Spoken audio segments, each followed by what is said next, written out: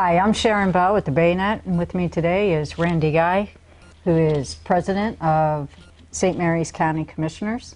He is seeking re-election in the upcoming elections, and we are on election watch. Hi, Randy, how are you? Very good. Thank you very much.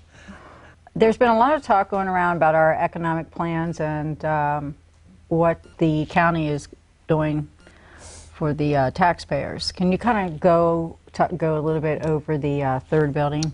Well, real briefly, is the third building is a step forward for us in our economic development because it brings in a major university presence to not only St. Mary's County but the actual Tri-County area. But for us, have a development and research center, and along with additional courses to bring in higher education to many of the people in this base and in the area that are demanding master's degrees and doctorates.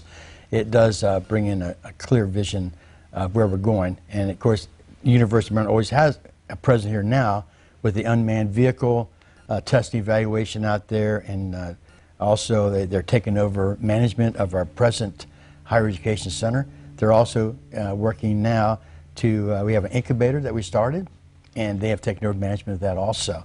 So this University of Maryland presence is a big plus to get us over and above. Not only we love the Navy being here. Right. They're about 80% of our economy total, with all the not only their presence but all the various development that they've caused. That has been a tremendous boost to us with the Pax River and with the Webster Field.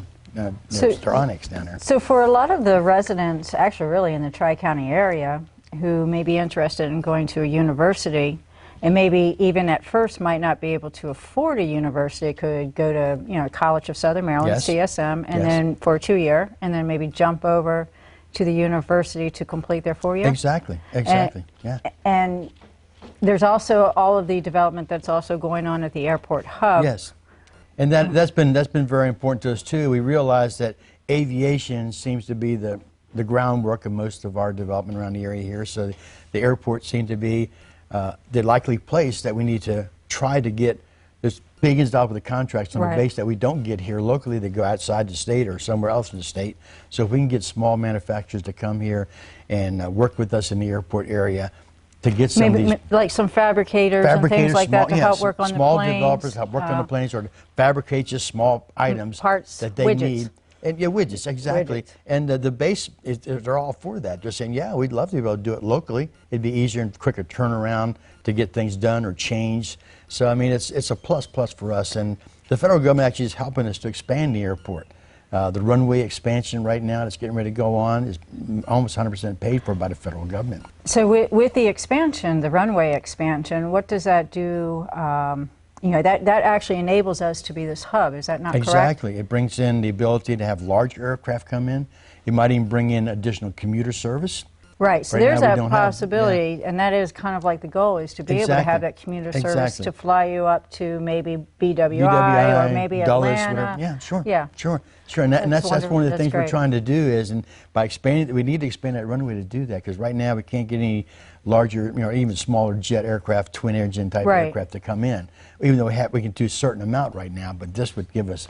So the county donated the land, and yes. then we had some private sector, some individuals who put a lot of money into this airport and land. We've been very fortunate. We've had a good partnership with the private sector, yes. working with us and developing a lot of the property, and then they lease it out. So between the third building, which is really the Autonomous Research Building, correct, which will be the University of Maryland, yes. and now this hub, from an economic standpoint, there will be a lot of revenue A lot generated. more revenue generated, a lot more jobs. That's the whole thing right. about all this, is to create local jobs versus depending totally on the federal government. Do you have any idea about how many jobs that might entail?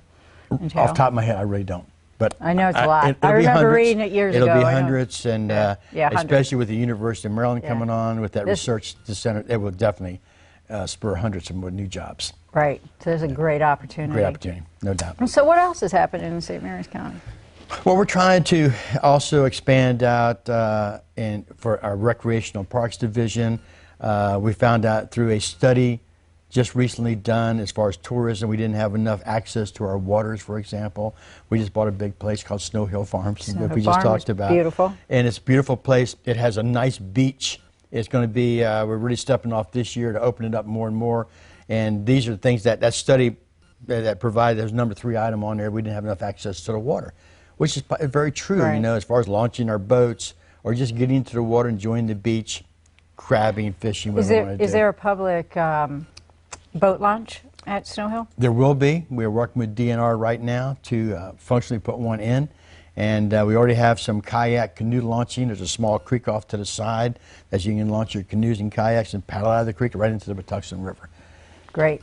And that's at Snow Hill Farm in Snow Hill Farm, South Sandgates Road. Exactly. Near Exactly. Seabreeze. Beautiful little area. Yeah, very nice. So now, also the county did, in this last budget, give $1 million to the schools, you know, the public safe, the school safety that. Yes, we realize that, you know, like as commissioners, not a whole lot we can do about school safety except Right. support the superintendent, the school board, and the Right. sheriff, and their resource officers have to come up with whatever needs we do Exactly. to try to harden our schools. And luckily, I'm not, I know luck involved here, but we had most of these. I know the Senate just enacted a new bill, and most of the provisions they had, we already sort of had them enacted, you might say, already worked on them.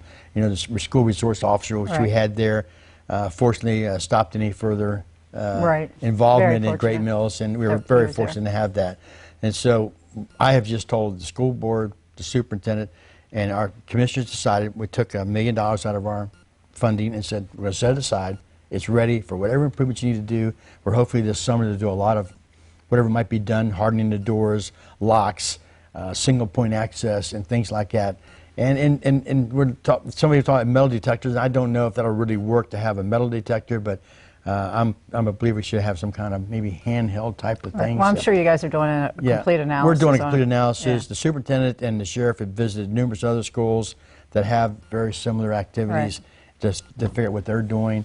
And we're trying to put it all together. And hopefully here in the next few months, we'll have some more solid information to put out about what we're going to do to all of our schools to make sure that they are safe. Great. Yeah, I know a lot of people will be interested in that. Yes. Thank you very much. Well, thank you very much for the Appreciate you, opportunity. I yeah. appreciate it. It was a good Yeah. interview. Appreciate you joining us. And I'm hoping that the people will look favorably on me and vote this November.